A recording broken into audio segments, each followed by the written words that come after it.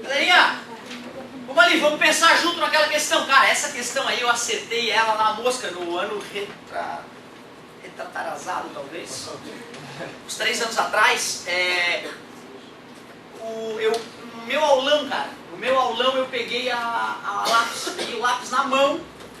E a galera, não sei o que, cara, e na mosca, bicho, no dia posterior no vestibular, tinha foto de um cara segurando o lápis na mão. Nunca acertei tanto uma questão no vestibular. E tu vê, claro que é sorte, né, cara? É a sorte, né? Houve uma época, às vezes, que alguns professores tinham contato com os caras que elaboravam a prova e aí soltavam umas dicas, né, que era... Eu lembro do meu vestibular, o professor deu uma dica que eu era possível. Essa dica aí, o cara, né, ele pegou com o cara que fez a prova, não é possível. Né? Mas, às vezes, o cara dá sorte mesmo, porque tu sabe, né, nada se cria, tudo se copia. E o lápis é uma maneira muito legal de tu diferenciar força e pressão. É só segurar o lápis do jeito que o cara está segurando, tu vai entender, cara.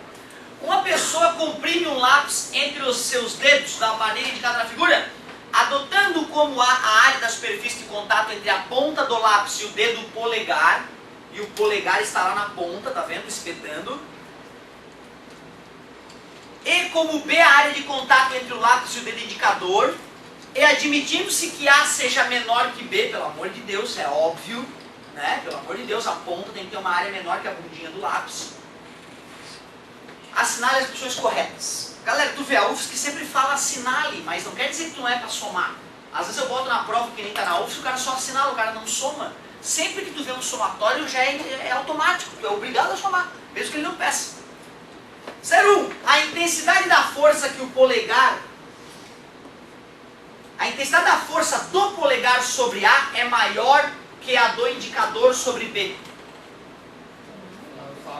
Né? Essa aí é uma perigosa, com licença. Ó, essa aí é perigosa porque quando o cara faz isso, ó, tu sente mais no polegar do que no indicador. Deixa eu fazer o indicador aqui. Certo? Tu sente mais. Aí, às vezes, tu for usar a tua intuição do dia a dia, não, realmente, aqui a força é maior, mas é mentira. Porque se a força na direita fosse maior do que a força na... Se a força na esquerda, né? Na esquerda fosse maior que na direita, aí a caneta teria que estar acelerada para lá, né? Se ela está em repouso é porque a resultante é... Então as forças são iguais, olha que perigo. Show de bola. Então era falso essa 01 aí, o cara querendo nos engrupir. 02.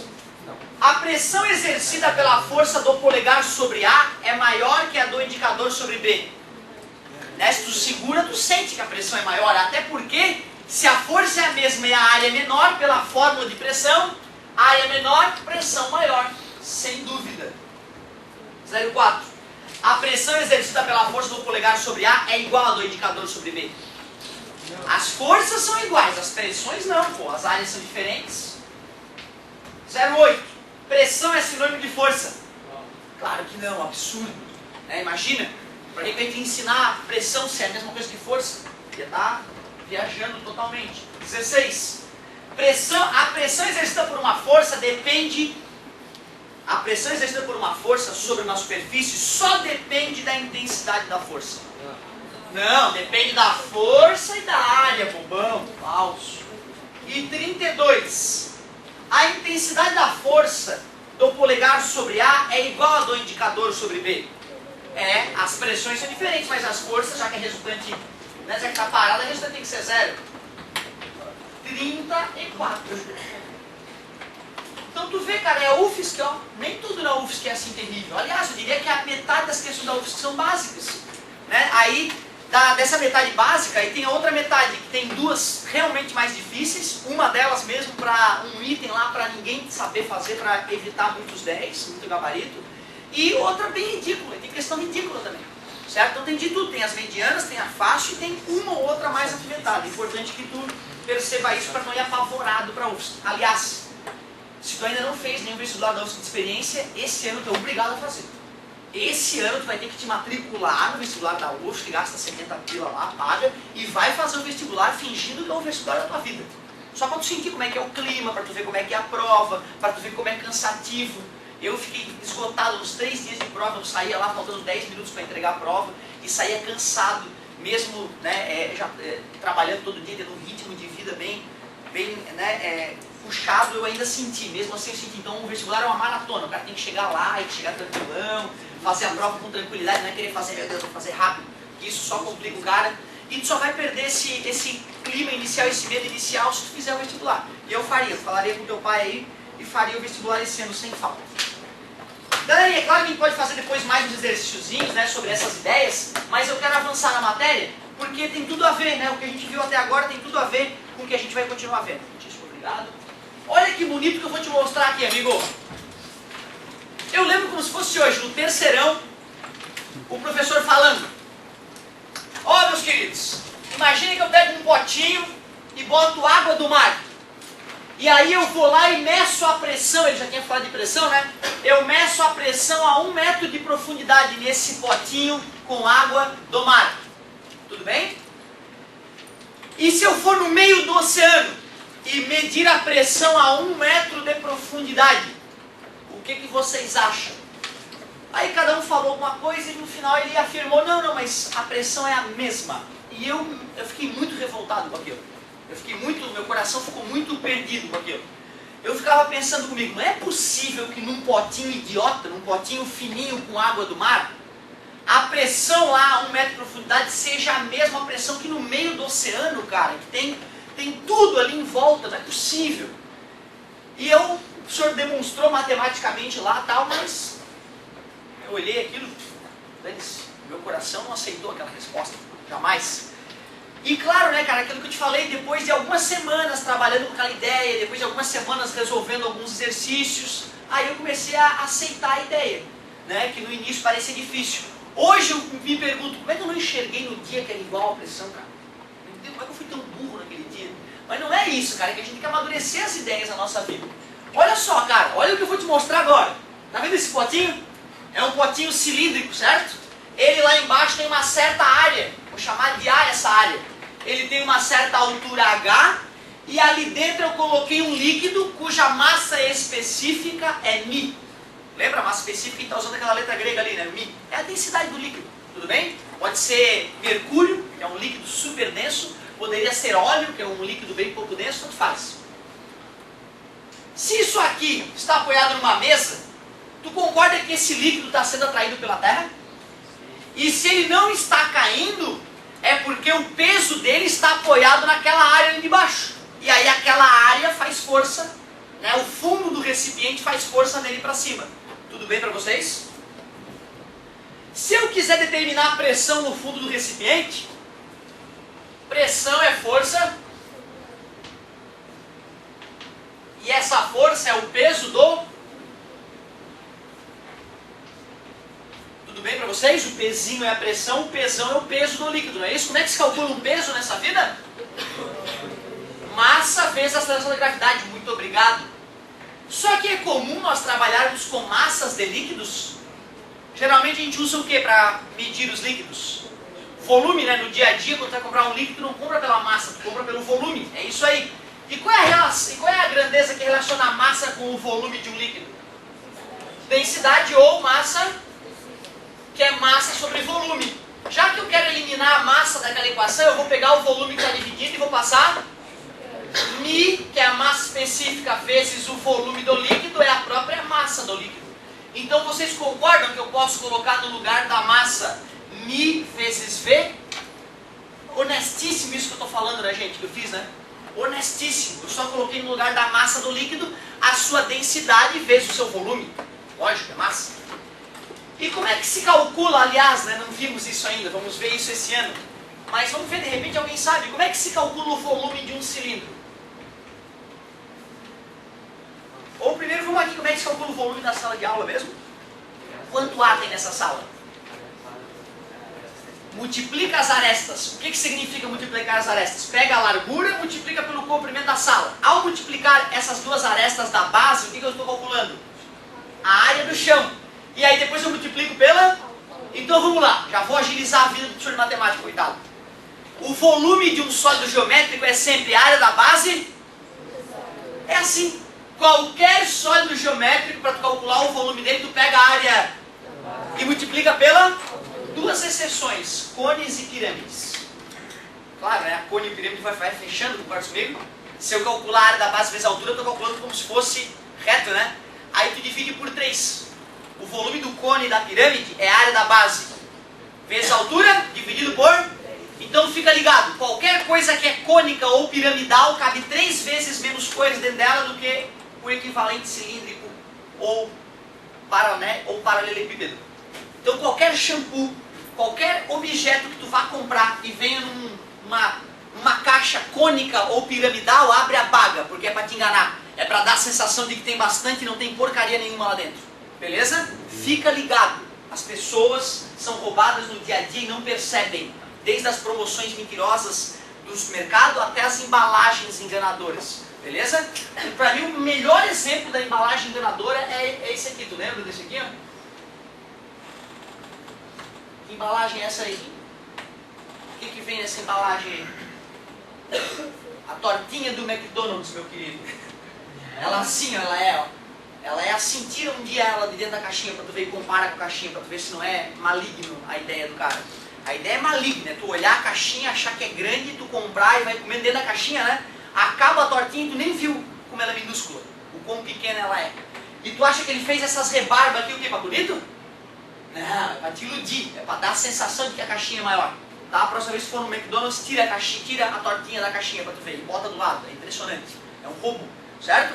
Isso acontece todo santo dia com as pessoas nas embalagens. Cuidado com embalagens cônicas e piramidais, porque dentro delas cabe 3 vezes menos volume do que nas outras embalagens. Então tem que ver quanto tem de volume e ver o preço, né? E aí compara o preço com o volume do shampoo, de tudo, porque senão tu sempre pega, né? Acaba pegando mais caro aí sem perceber. Muito bom. Então peraí, volume, se eu quiser calcular o volume desse cara, é só fazer A vezes H, tudo bem? Área da base vezes altura. Matemática nós vamos amadurecer essa ideia melhor, tá? Então, peraí, eu posso colocar no lugar daquela letra V de volume, eu posso colocar A vezes H, honesto, né? Vezes G sobre... E aí a mágica agora? A em cima e A embaixo. Beleza. Quer dizer que a pressão lá no fundo, meus queridos, a pressão lá no fundo é o famoso Mi-G hoje. Aqui, ó, a gente chama de Mi-G hoje para lembrar, né, da formulazinha. Certo? O que é o Mi? É a massa específica do líquido, densidade, popularmente falando. A aceleração da gravidade, é bom saber pelo nome completo, aceleração da gravidade. Está confirmado matematicamente, cara. Só o cara que não acredita na matemática acha que o volume depende da pressão. Tu pode medir a pressão no meio do oceano ou num potinho na tua casa, com a mesma água, óbvio, né, do oceano. Se a altura, se a pressão, se a profundidade na qual tu está medindo é a mesma, a pressão dá a mesma. Então não interessa o volume de água que tem em volta. O que interessa é só a quantidade de água que tem em cima daquele ponto. A gente estava medindo energia potencial gravitacional no passado, a gente indiretamente estava medindo a pressão. Ah, legal, interessante. Quando eu falava que a energia potencial gravitacional era Mi-G hoje, certo? Eu até deixei claro, é o falso Mi-G hoje. Eu falava, é o falso Mi-G hoje, porque ele não é Mi. Eu falo Mi de idiota que era. Esse é o verdadeiro Mi, né? Esse é o verdadeiro Mi-G hoje. Esse aqui é massa, aquilo ali é massa específica. Então são coisas diferentes. Mas parabéns pela lembrança, garoto. De cabeça, sim. Fico orgulhoso de ter lembrado do Mi-G hoje do ano passado. Então o Mi-G hoje falso era para calcular a energia potencial gravitacional, quanta energia um corpo tem em determinada altura, né? Certo? E essa aqui é para calcular a pressão no interior de um líquido, onde esse Mi é a massa específica. Deixa eu te contar, hein? A UFSC, ela muda às vezes uma letrinha. A UFSC passou muitos anos usando como massa específica a letra grega Mi. E aí eu me acostumei, então até hoje quando eu uso massa específica eu uso Mi. Lá dos meus primeiros estudos de hidrostática. E a UFSC de um tempo para cá começou a usar Rho. Então cuidado, no vestibular da UFSC tu tanto pode encontrar o Mi-G hoje como Rho vezes G vezes H. E o que é aquele Rho ali então? Massa específica, só mudou a letrinha. Certo? E como pode mudar de um ano para o outro, não adianta tu querer decorar. Claro que quando eu uso as fórmulas aqui no quadro, eu uso igual a da UFSC, meu foco é a UFSC, porque eu acredito piamente, aliás, tenho certeza que é a melhor universidade que poderias fazer. É a melhor universidade que poderias fazer, cara. Lá tu vai ser uma pessoa diferente, não nas outras. E por que, professor, que as outras são ruins? Não, não é que as outras faculdades sejam ruins, é que os alunos que vão para as outras faculdades são ruins. Perdoe, tá, pessoal, eu sei como é que é duro escutar uma coisa dessa, mas é realidade, é realidade. Vestibular é um sul, assinalou, passou. Certo? Vestibular de qualquer particular, assinou, passou. Assinou, se tu assinar o teu nome lá, vai, vamos fazer a universidade aqui. É.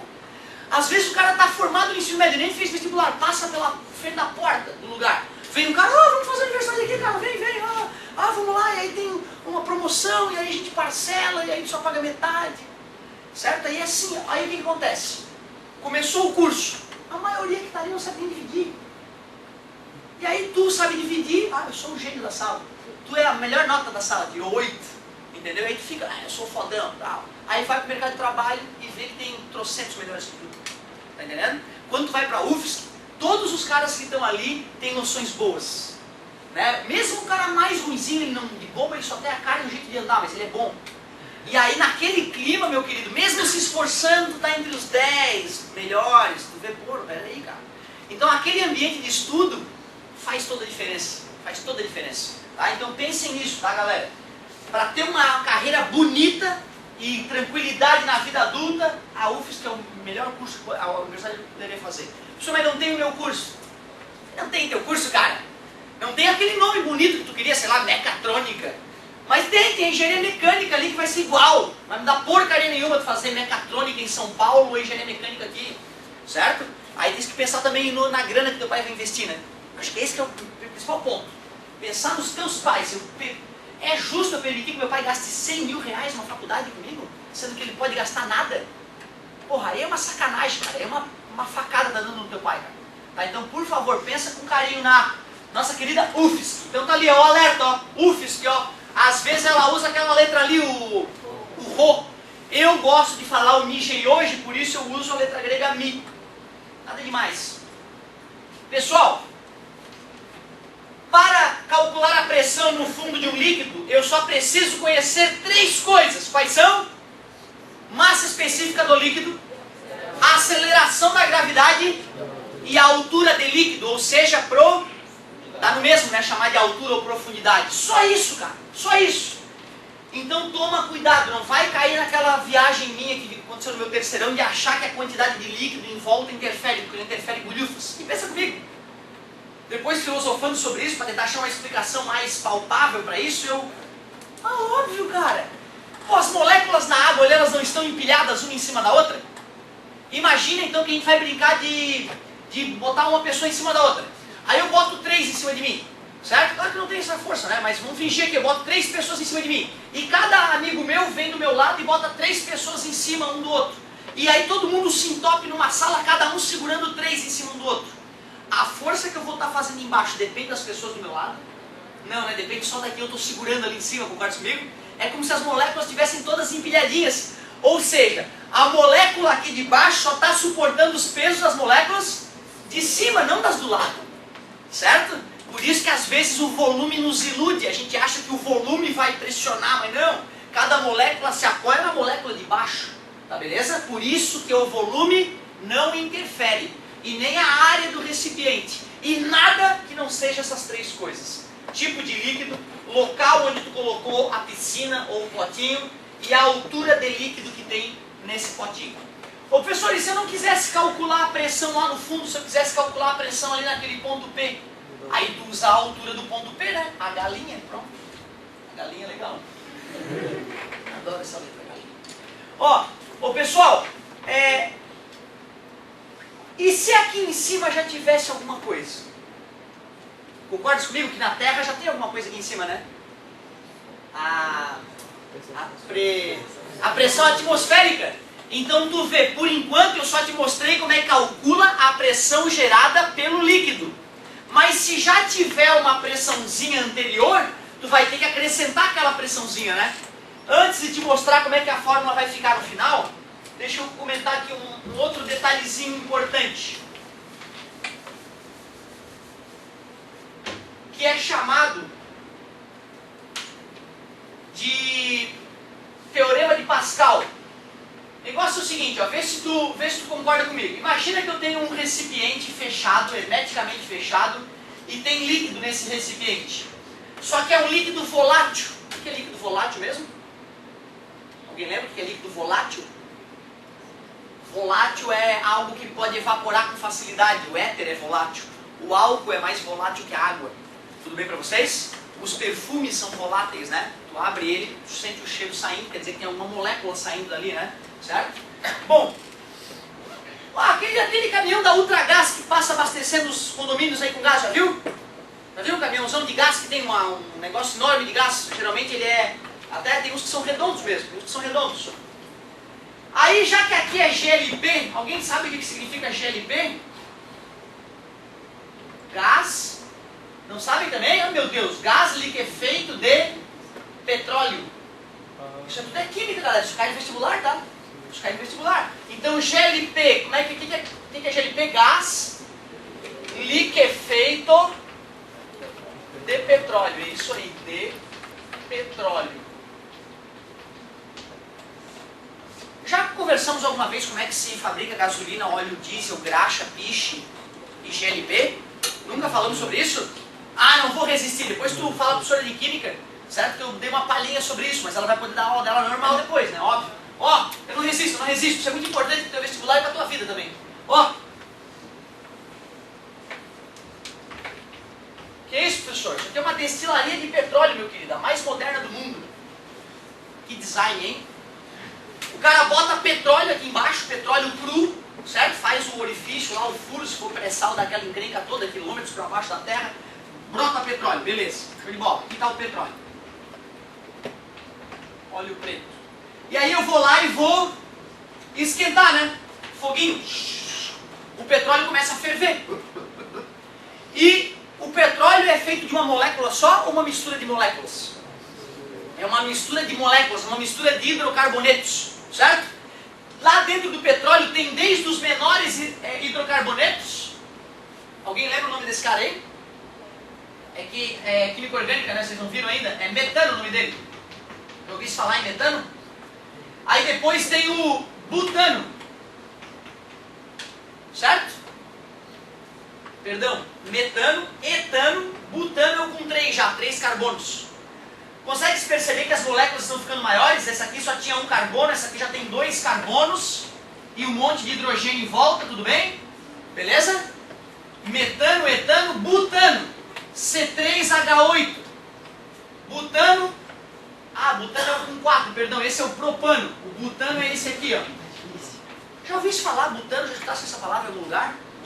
Tem uma empresa de gás que chama butano. Que estranho, por que será, né? Que ela chama butano, a empresa de gás, né? Porque é o nome do gás, justamente. Aí, olha só, e tem moléculas enormes, cara. Tem moléculas que é C8H, sei lá quanto aqui. Beleza? São os octanos. Nome justo, octano, né? 8, lembra? 8 lados, lembra? Octave, aquela coisa toda. O octano, alguém já escutou falar em gasolina de alta octanagem? Gasolina de alta octanagem. Olha lá no posto de gasolina quando vai abastecer, olha as plaquinhas lá, gasolina de alta octanagem. É porque tem muito octano, ó. Isso aqui é gasolina, na verdade. A gasolina é uma molécula com 8 carbonos, basicamente, e vários hidrogênios ali em volta. Aí eu estou fervendo esse petróleo, não é? Quem que tu acha que é a molécula mais levinha, que vai subir mais? As menores, né? Concorda comigo? As menores moléculas sobem lá para cima, ó. O CH4, o C2H6, o C3H8. E aí lá em cima, então, eu vou colher aquele gás e vou espremer até ele ficar líquido. E aí ele vai ser jogado na tua casa quando tu cozinhar. Olha só que legal, cara. Aquele gás que tu usa, que a tua mãe usa para cozinhar, é petróleo fervido. Tu colhe lá em cima da chaminé a parte mais leve desse petróleo fervido e espreme para caber no botijão de gás para ficar líquido, certo? Porque ele era gás. E aí tu espremeu até ele ficar líquido. Nome justo, né? GLP. Gás liquefeito de petróleo. Legal, né? Aí nessa bandejinha aqui, cara, tu pega as coisas abaixo de C3. Tu pega... Se bem que C4 ainda é gás. Aí aqui tu pega C5, C6 e C7 até C8 de repente. Ou seja, nessa bandeja o cara vai colher o quê? A gasolina.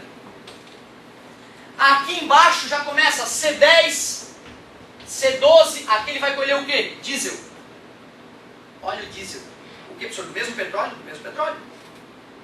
Óleos lubrificantes. Graxa. Lá embaixo, piche. Tudo isso que eu te falei vem da mesma substância, petróleo. Então, e outra, ó, eu não posso pegar um barril de petróleo e falar, vou fazer só gasolina. Não, não tem essa, cara. Tu vai ferver aquele petróleo e vai estirar um pouco de gás, um pouco de gasolina, um pouco de querosene, um pouco de diesel, um pouco de óleo lubrificante, um pouco de graxa e um pouco de piche. E todo barril de petróleo é assim. Aí tu começa a entender, ah, tá, então peraí, os carros no Brasil não podem ser movidos a diesel. E no mundo inteiro os carros são movidos a diesel. Por que isso? Os brasileiros não merecem? Não, não é porque na verdade nós somos dependentes de petróleo estrangeiro. Embora a propaganda, né, o governo faça propaganda dizendo que nós somos independentes, é mentira. Nós fabricamos petróleo suficiente, extraímos petróleo suficiente para nos abastecer. Só que na hora de fabricar diesel, falta petróleo. Porque de um barril de petróleo, tu pode tirar uma certa quantidade de diesel. Não é o quanto tu quer, é o quanto existe. Beleza? Como falta para fazer diesel, nós temos que importar petróleo de fora para fazer mais diesel. Porque o nosso país, o transporte é basicamente rodoviário, não é isso? E rodoviário baseado em diesel. Então o nosso consumo de diesel, já que a gente é um continente praticamente, né? Não é um país, é um continente, esse negócio é absurdo. E aí então nós temos que gastar muito dinheiro com diesel para fazer a comida chegar na casa das pessoas, os equipamentos, as coisas chegarem na casa das pessoas. E aí o governo, na tentativa de diminuir o consumo de diesel, o que ele faz? Faz uma lei proibindo que as pessoas tenham carro a diesel. E aí fica com inveja dos argentinos, né, cara? Tu imagina, se um Gol a gasolina faz 17 km por litro na estrada, tu imagina um Golzinho a diesel, cara. Ele faz 30 km por litro. Aí o cara vem lá da Argentina com, né, gastando uma mixaria. Além disso, o motor diesel dura muito mais que os outros tipos de motores, via de regra. Então é muito mais econômico. Imagina se a gente resolvesse esse problema do diesel, né, cara? A gente poder ter carro a diesel, isso ia ser uma vantagem enorme para o brasileiro. Professor, a cor da gasolina interfere para ver se ela está batizada ou não? Sim, pode ser uma ajuda, entendeu? Se bem que o cara pode usar corantes para dar uma cor mais saudável para a gasolina, certo? Mas é um indicativo. Existem algumas empresas de gasolina que já botam um corante específico para que a gasolina dela fique com uma cor específica e diminua a chance de fraude. Certo? Então, às vezes, lá, sei lá, tem chaco, ela bota um corantezinho vermelho e deixa a gasolina bem vermelhinha. Outra pode deixar a gasolininha mais azul, certo? Então, cada marca pode colocar uma cor específica, mas é um indicativo. Por via de regra, quanto mais clara, mais batizada ela está. Exatamente. Quanto mais clara, a chance de a pessoa ter acrescentado álcool, porque a gasolina do Brasil, ela já é batizada, tá, gente? A gasolina do Brasil, ela já é automaticamente batizada, por lei. Olha que loucura. Então, assim, o cara percebendo que está faltando petróleo, e vendo que a cana-de-açúcar ainda tinha muito o que render, por lei obrigaram, não, a gasolina brasileira tem que ter, sei lá, 10% de álcool. Atualmente eu não sei quanto é que é, certo? Tem que ver lá quanto é que tem, que eles mudam de vez em quando, dependendo do que aconteceu com o álcool. Deu um problema na cana, então vamos baixar a quantidade de álcool na gasolina para não mexer no preço da gasolina, certo? Então isso eles podem fazer. Então a gasolina brasileira, ela é batizada, ela é sempre misturada com álcool. Com a história dos carros flex, imagina, o cara do posto de gasolina, pô, o carro é flex, não vai estragar se eu entupir de álcool. Ah, não, vou fazer um sisteminha aqui, que quando meu frentista for abastecer um carro, se for flex, ele aperta um botãozinho e bota muito mais álcool. Cheio disso, cara. É cheio disso. Então, na verdade, uma recomendação para quem tem carro flex é sempre estar fazendo a média do carro. Toda hora. Toda hora que tu for abastecer um posto, tu vai lá e faz a média do carro. Quanto o carro consumiu, certo? Se ele consumiu muito mais do que tu esperava, gasolina com excesso de álcool, não volta naquele posto, aquele cara está te roubando. Ele colocou a gasolina 2,60, não é porque ele é bonzinho, é porque ele entupiu de álcool na gasolina dele. Ele consegue vender naquele preço, entendeu? Só que aí todo mundo que abastece lá não percebe que o carro está consumindo muito mais do que consumia antes, porque não faz as contas, entendeu? Então é importante tomar cuidado com isso, cara. Isso é só um das maneiras de roubar o cliente, né? Tem aquela outra maneira muito mais incrível. Quem é que fiscaliza se um litro é um litro de verdade na bomba? Quem é que fiscaliza? Uma empresa que faz isso. O Imetro, pô. É o Imetro que verifica se a balança do supermercado está correta, se a balança da padaria está correta, se as coisas que medem volume quando a gente compra, né, estão funcionando adequadamente. Aí tu imagina um cara, pegar aquele cara da Mauro Ramos. Cara, é umas 2 vezes por dia vem caminhão pipa abastecer aquele cara. Então aquele cara ele deve vender uns 200 mil litros por dia. Aquele cara deve ganhar uma baba. Agora tu imagina o seguinte, cara, ó. Pô, peraí, vem o fiscal do... Ô, fiscal, vem cá. Vamos tomar um café ali. Faz as contas pro cara, mostra ali, olha, se nós roubarmos 10% do volume desses idiotas que abastecem aqui, eu vou lucrar 100 mil reais a mais por mês. Eu te dou 20 mil. Pra tu ficar quietinho, pode ser? Claro. Aí o cara ganha 3 mil para fazer a fiscalização, só de um posto ele vai ganhar 20 mil por mês para ficar de boquinha fechada. Tá entendendo? Aí a cada vez que tu bota 1 litro, só vai 950 ml pro teu carro. Mas na bomba registra 1 litro. Ninguém faz as contas mesmo, foda-se. Tá entendendo? É assim que as pessoas estão roubando os brasileiros, cara. E é por isso que eu digo, a maioria dos brasileiros é zumbi. A maioria dos brasileiros não enxerga porra nenhuma, só vai olhando, só vai vivendo, vai vivendo. E o governo está roubando desse cara, o supermercado está roubando desse cara, o posto de gasolina está roubando desse cara, e como ele não tem matemática e física para enxergar a vida, ele vai perder dinheiro a vida inteira, ele vai reclamar dos outros e não vai tomar atitude. Então a gente tem que ficar ligado, cara. A gente tem que ficar ligado. Eu, sempre que eu vou abastecer o meu carro, eu faço a média. Quando dá uma alteração muito grande, se eu percebo que o meu carro não tem problema, eu já percebo que aquele filho da mãe bota muito mais álcool na gasolina dele. Cansei de ver isso. Vários postos que eu não abasteço mais porque eu sei que a gasolina tem muito mais álcool do que a lei permite. O carro carburado é o pior dele, né? Então tem mais álcool, né? O carro carburado, ele, olha só, o carro né, só para a galera entender o que a gente está conversando. Hoje existe engenharia, hoje com o avanço da engenharia, o equipamento que controla quanta gasolina vai dentro do carro é injeção eletrônica, é um computador. O computador mede aquela gasolina que está chegando, mede a quantidade de ar que vai ir para dentro do motor e faz o cálculo para injetar a quantidade exata de ar, para poder reagir, né, fazer a combustão com gasolina. Antigamente não era assim. Antigamente era carburador, ou seja, tu botava gasolina no tanque, tinha uma agulhazinha fininha que espirrava a gasolina lá dentro. E quem regulava isso era o mecânico. O mecânico ia lá no tato dele, aperta um botãozinho aqui, outro, vê se está saindo muita fumaça, vê se o carro está rendendo bem. Regulou. Regulou, está regulado. Ou seja, se tu apertar mais o acelerador e o carro não estiver rendendo, tu pode afogar o carro, jogar muito combustível lá dentro. Injeção eletrônica isso não ocorre. A injeção eletrônica que permitiu o carro flex. A injeção eletrônica lê o tipo de combustível que tem e regula a injeção. O carro carburado, se tu quiser fazer a conversão de gasolina para álcool, tu vai ter que mudar todo o carburador, mudar as agulhas, mudar tudo. Ou seja, então o carro carburado ele tem uma fraqueza a combustível batizado infinitamente maior que o carro com injeção eletrônica. Ótima colocação, certo? É isso aí. Pessoal, olha só. Tudo isso a gente começou a migrar para esse assunto por causa da destilação fracionada do petróleo. Alguém pode me explicar então por que mesmo que não tem carro a diesel no Brasil?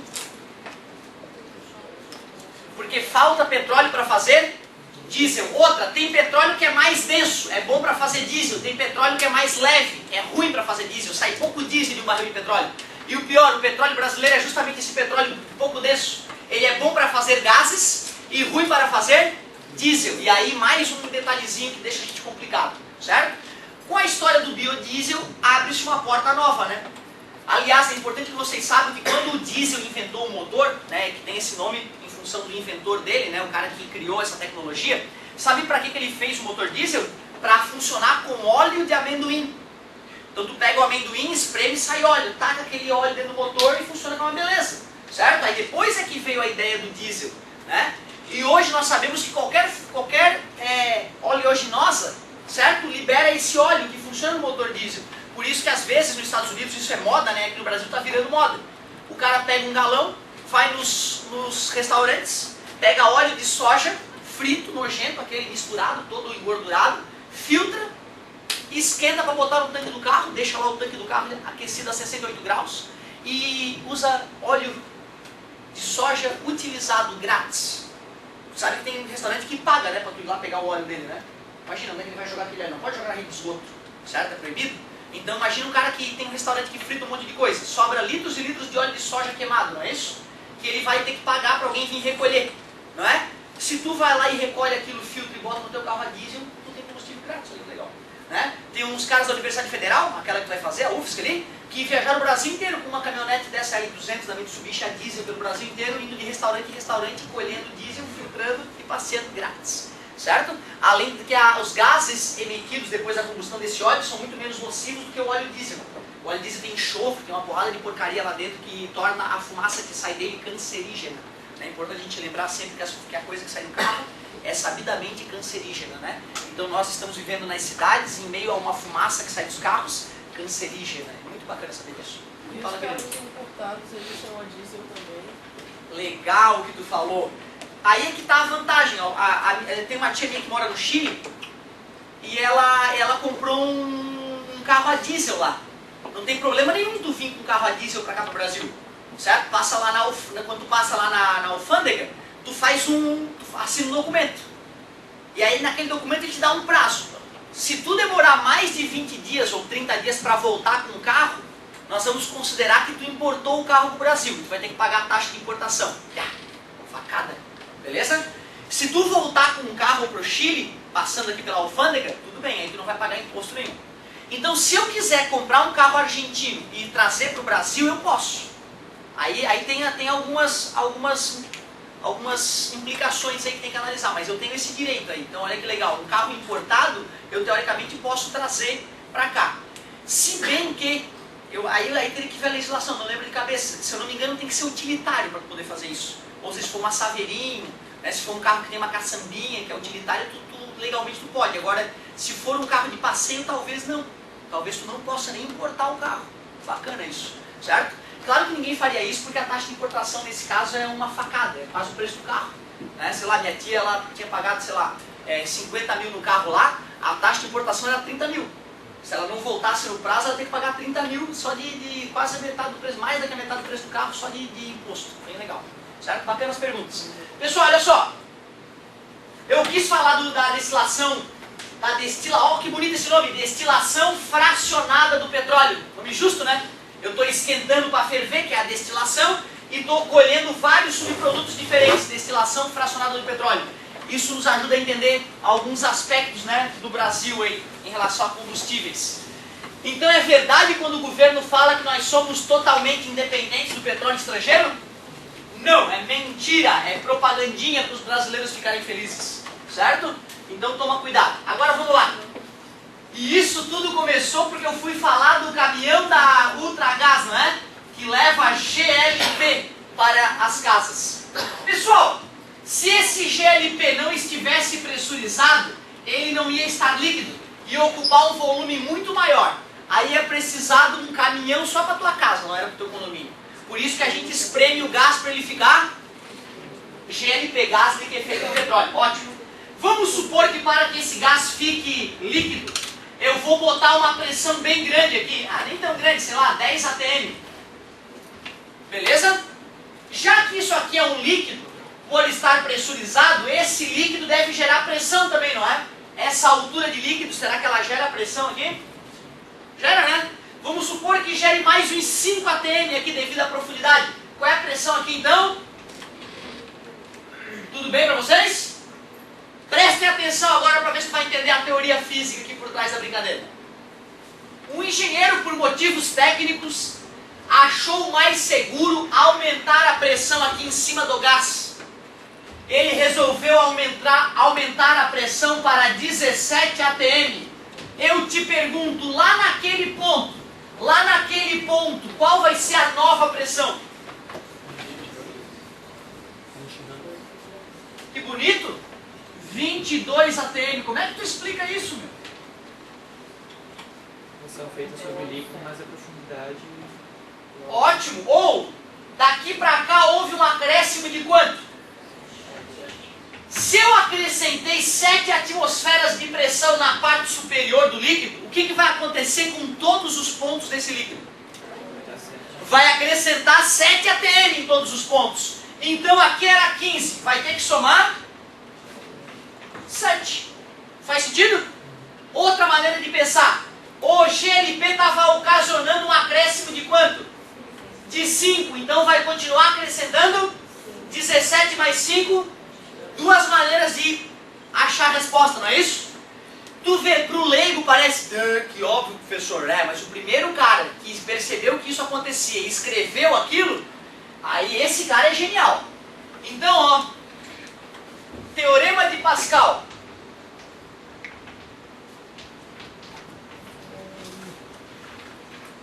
Não é teorema não, é princípio, perdão. Desculpa. Princípio de Pascal.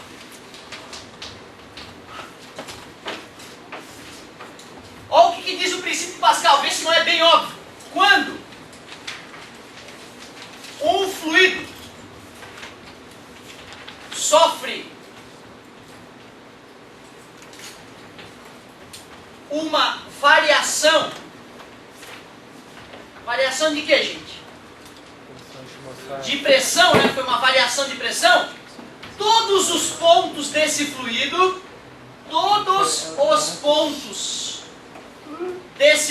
sofrem a mesma variação de pressão.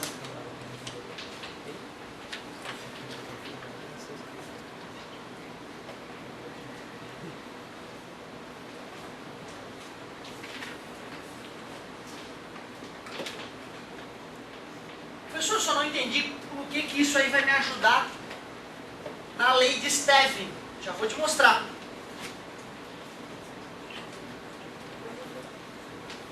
Primeiro, é bom que fique claro esse princípio de Pascal. Quando um fluido sofre uma variação de pressão, tipo daqui para cá, todos os pontos desse fluido sofrem a mesma variação de pressão. Ó, esse ponto aqui, ó, daqui para cá, aumentou quanto a pressão? 7. E daqui para cá? Todos os malditos pontos desse fluido agora cresceram em 7 atmosferas a pressão. E até intuitivo, né, gente? Aumentou a pressão numa região, esse aumento vai se distribuir por todo o fluido. Então esse é o princípio de Pascal. Por que tu escreve ele assim, professor? Para que de repente numa questão teórica, né, tu consiga enxergar o princípio. Só isso. Agora olha só. Até agora, quando eu fiz essa dedução, eu só te mostrei que a pressão lá no fundo do líquido depende só de 3 coisas. Da massa específica, da gravidade e da altura. Só que quando eu fiz a dedução, eu considerei algum tipo de pressão aqui em cima? Não. Só que nós sabemos que no nosso dia a dia, quando um líquido está aberto para a atmosfera, existe já uma pressão, chamada de pressão atmosférica. Eu vou chamar aqui de P0. Pressão inicial, P0. Então qual vai ser a pressão lá no fundo, já que eu acrescentei P0 ali em cima? A pressão que já existia, mais a pressão que eu acrescentei. P0 mais G de hoje. Essa é a fórmula que nós vamos trabalhar durante os próximos dias aí na física, chamada de lei de Stevin. Na verdade, eu vou te confessar que ela é mais conhecida como teorema de Stevin, certo? Princípio de Pascal e teorema de Stevin, só que a apostila trouxe como lei de Stevin esse ano, certo? Mas se tu vê em algum livro aí como teorema de Stevin, não fica bravo, certo? O que é P? Pressão aonde? Em algum lugar do líquido, né? No fundo do líquido. O que é o P0? Essa sim é atmosférica. Massa específica do líquido, aceleração da gravidade, a altura. Matematicamente a fórmula não tem grandes problemas, né? Quantas perguntas diferentes eu posso fazer assim, né? A grosso modo, olhando para essa fórmula? 1, 2, 3, 4, 5. Aí tu já vai na tua cabeça, tu te prepara, né? Ou o cara me dá a pressão atmosférica, fornece, pede a pressão no fundo. Ou ele fornece a pressão no fundo atmosférica, fornece-me a gravidade e pergunta em que profundidade o mergulhador está. Concorda comigo? Ele pode fornecer a gravidade, a profundidade, P0 e P, e dar uma tabela com vários mis. E pergunta, que líquido eu estou falando? Aí tu calcula o mi e vai na tabelinha e vê, o líquido é tal. Concorda comigo? Uma mais legal, essa aqui é mais legal, ó. Uma alienígena, aquela coisa toda. Aí tu fala a pressão, né, final lá do alienígena, P0, tu fala o mi, tu fala a altura, a profundidade onde o alienígena está, e dá uma tabelinha com o G dos planetas do sistema solar. E pergunta em que planeta o alienígena está. Essa humilhou, né? O cara tem que calcular a gravidade na região pela lei de Stevin, e com a gravidade descobrir em que planeta o alienígena está. Essa aí vai ver na prova, essa aqui na prova. Tá? Então é isso aí, cara. Para tu te familiarizar com essa fórmula, teve que fazer exercício, não adianta. Quanto tempo eu tenho? Meu Deus, tô com fome. Sabe que o primeirão serei eu lá, né? No recreio, como sempre. Galerinha, pra ver se vocês pegaram a manha, eu vou passar uma tarefinha bem light aí pra galera exercitar a lei de Stevin.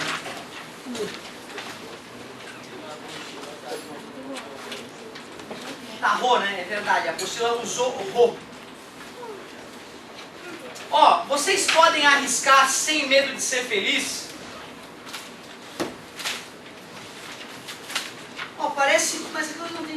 tinha, né, cara? Vamos fazer assim, ó. Tarefinha, anota aí.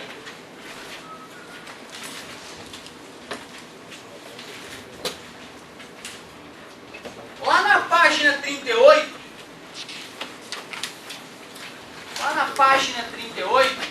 tu pode fazer a questão 2 e 3.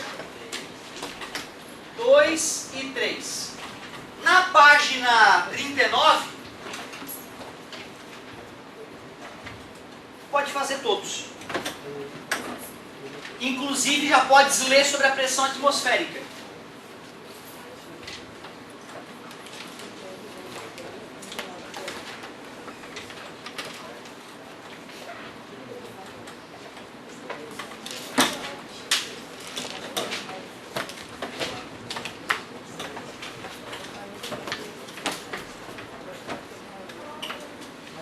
Ó, então a tarefa é fazer o 2 e o 3 da página 38, o 39 tu pode fazer todos e ler sobre pressão atmosférica para que quando eu te explicar isso na próxima aula, tu absorva o máximo possível. Só uma pergunta que eu tenho na matéria, mas estou falando de profissional, cara. Supondo que a gente não congelasse, seria possível esperar uma piscina de oxigênio líquido? Ótima ideia, sim, sem problema nenhum. Né? Se nós não fôssemos sofrer o efeito da baixíssima temperatura, nós poderíamos nos banhar numa piscina de oxigênio líquido. O problema é que nós precisamos de uma roupa especial, porque o oxigênio ele é altamente reativo. Então assim, ó, se nós estivéssemos imersos em oxigênio puro, em poucas horas estaríamos mortos, certo? A nossa pele começaria a descamar, certo?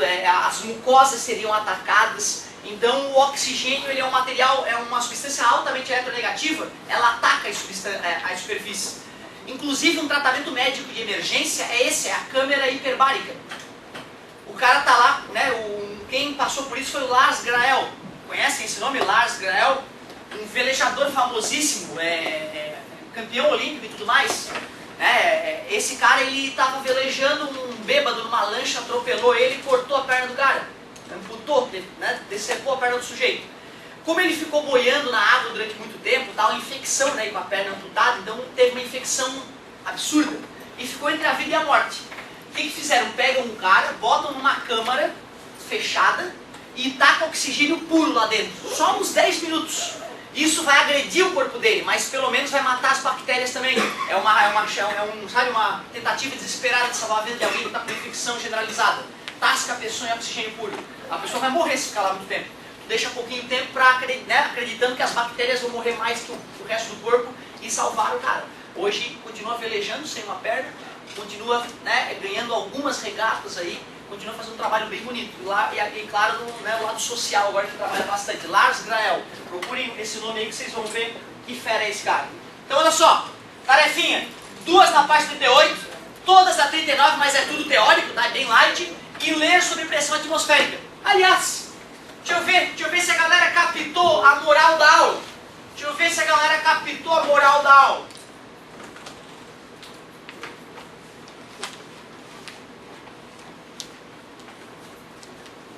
Tá vendo esses recipientes aí? Todos apoiados na mesma mesa. Vou encher todos eles com o mesmo líquido, tá vendo? Vou encher todos eles com o mesmo líquido. E te pergunto, não, vai ser o mesmo volume? Nitidamente não, né? Eu pergunto, em qual ponto a pressão é maior? A, B ou C?